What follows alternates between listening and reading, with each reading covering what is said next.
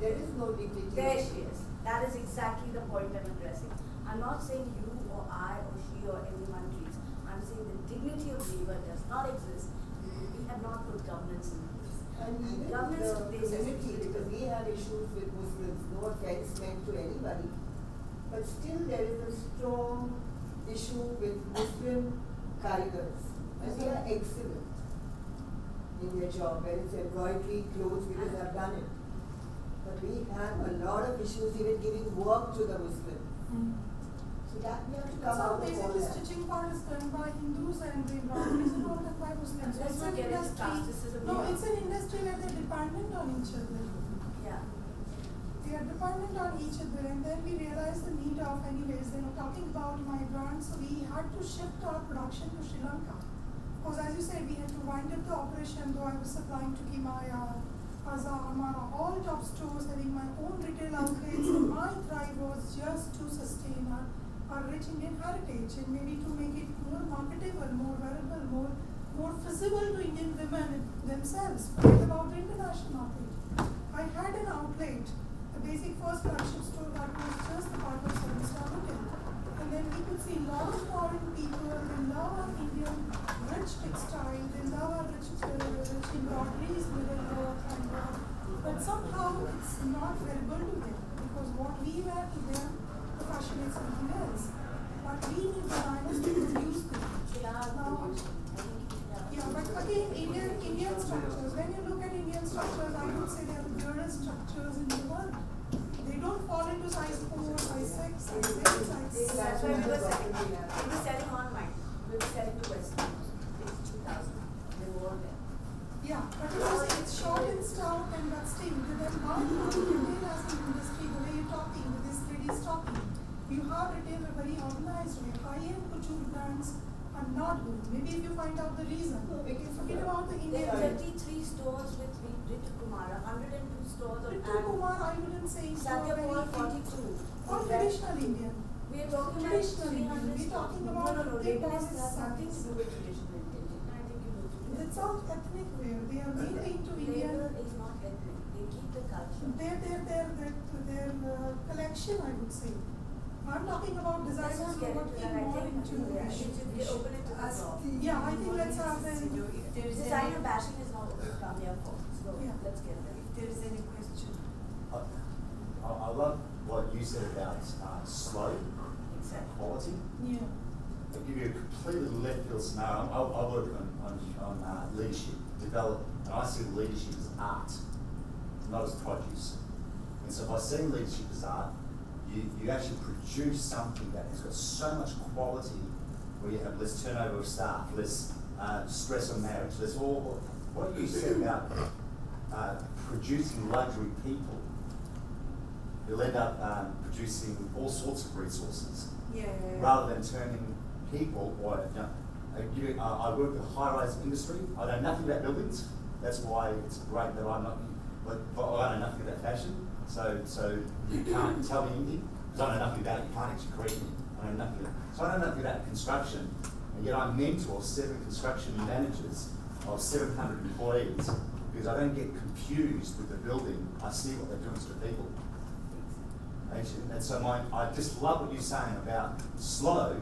It actually produces incredible quality, and people want it. And the management is so easy to do. Well, I say to these guys, I can get you to manage this site in no time. Once you're free and you realise you've got your time back, now you can actually produce people and help people. No turnover. I mean, it comes, actually, we need a turnover as well. This is a business that we No, you're right. No, sorry. Balance that. I have a competitor. You need a nemesis. Everyone needs a nemesis.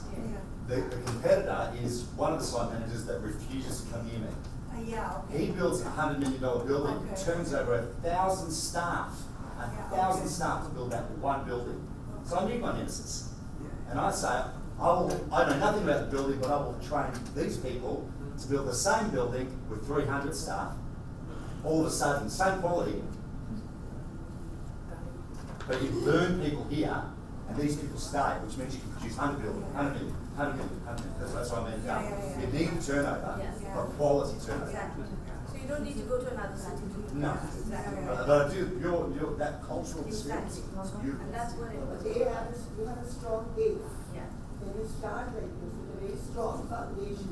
And the you can't value go wrong. system, you can't go wrong. I mean, we Your just set values these are- standards, from the day one when we founded the company. So, I mean, if you think that everything just started to change in luxury fashion by 2008 globally, we just founded this company in 2007, like a next generation company.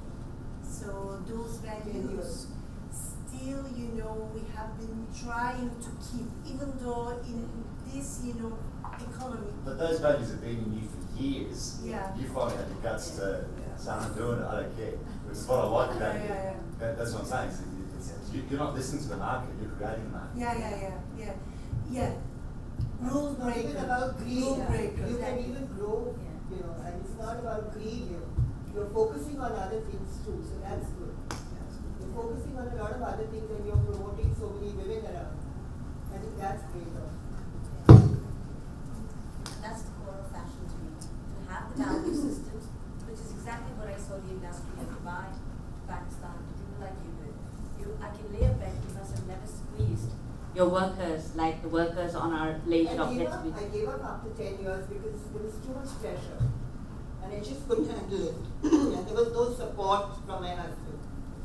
So I just gave it up. I just gave up the whole profession. What were your challenges when you had to come to sell? I'm very curious as a designer when you came to sell. I'd love to know your challenges. It's like, I can't tell you, but there are too many things to talk Tell about. us, because I think all of us would benefit from it. Basically, even like, see, for a woman, Indian culture is very different. There are a lot of expectations from your extended family. There's no support. And I feel you're really good, but you don't have the basic infrastructure to do anything. You don't know where to start, how to go about it.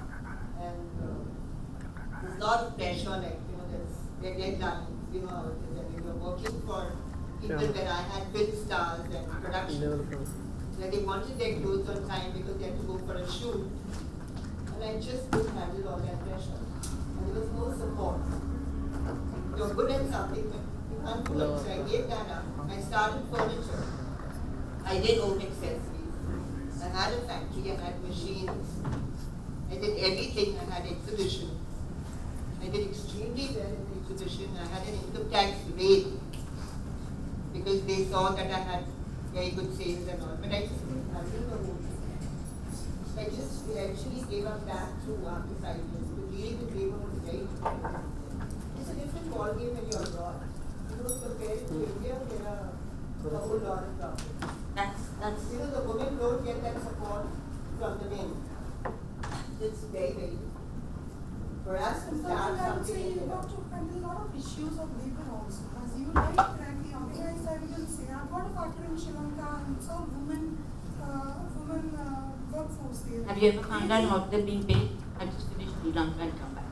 And I've had to take companies, big major companies to task. Have you ever checked out what they've been paid? I know, but they work, still they work. They paid So less it's or- okay to work according to you. And that's not something she would stand. No, but India That's how is different only- brands are. So, but you don't get your work done. That's the whole thing. What But she I said. feel you need like a base where a woman can do as an Exactly. entrepreneur. Yes, I And agree. you should have support group from women where you are True. successful and you can help other women. True. I agree with you. And that's what people. I've done it all. But I just given it up after a while because I just couldn't handle it. The the laws and the government and this. And there are too many pressures and their taxes and their rates and That's it. there's a whole lot of things happening besides you can't focus on your creativity. The design You lose your industry. creativity and you lose your confidence in the value.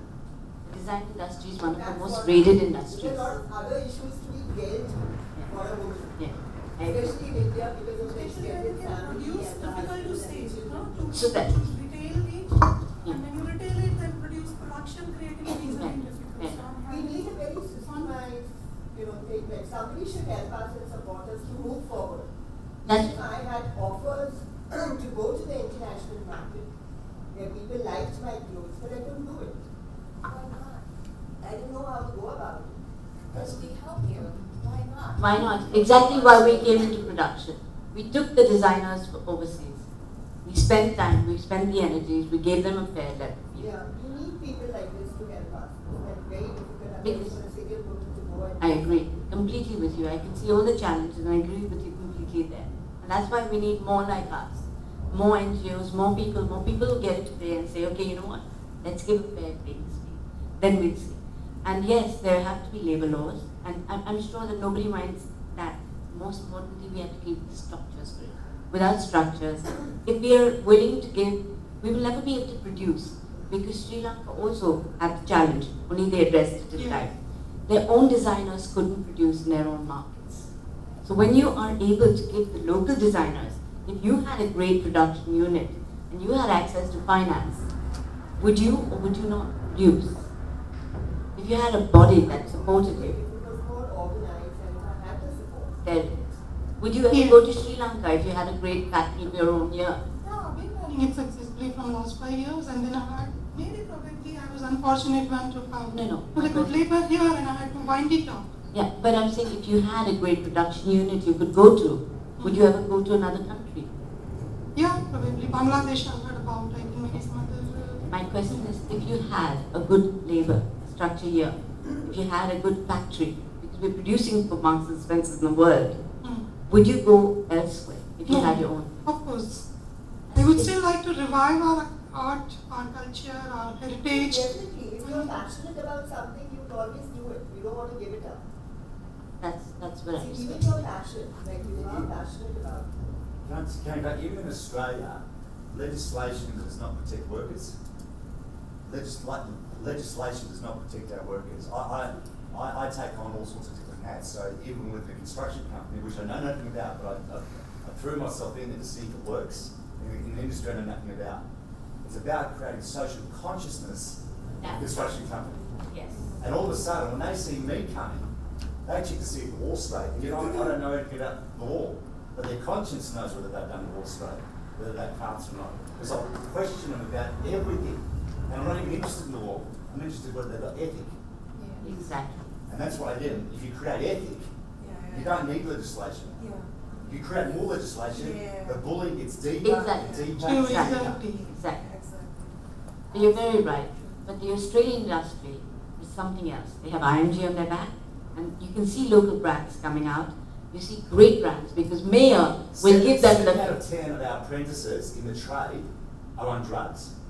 That may be that's a different No, case. that's a fact. But the 3 who aren't are doing very well. So my point is that training organisations that are hiring these people don't Exactly. care about the People. They Yeah. care about the turnover. Yeah.